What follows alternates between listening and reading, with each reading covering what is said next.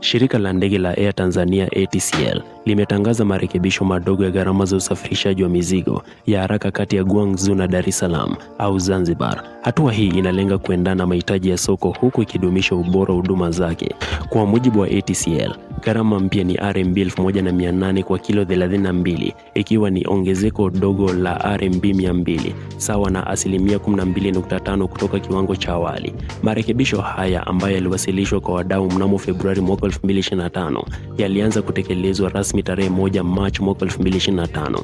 Licha ongezeko hili, ATCL imesisitiza kuwa bado inatoa viwango vya gharama nafuu ikilinganishwa na mashirika mengine ya ndege ambayo hutoza RMB 2000 kwa kilo 32 na hayatoi safari za moja kwa moja kama ATCL. Tangu kuzindua huduma hii wiki moja iliyopita, ATCL imefanikiwa kusafirisha mizigo 236 yenye jumla ya kilo 7552, ikiashiria uaminifu mkubwa kwa wateja. ATCL imetoa shukrani kwa wateja wake kwa kuendelea kutumia huduma zake na inakaribisha maoni kutoka kwa wadau ili kuimarisha zaidi utendaji wake. Kampuni hiyo imeahidi kuendelea kutoa suluhisho za usafirishaji wa mizigo kwa gharama nafuu bila kuathiri ubora wa huduma.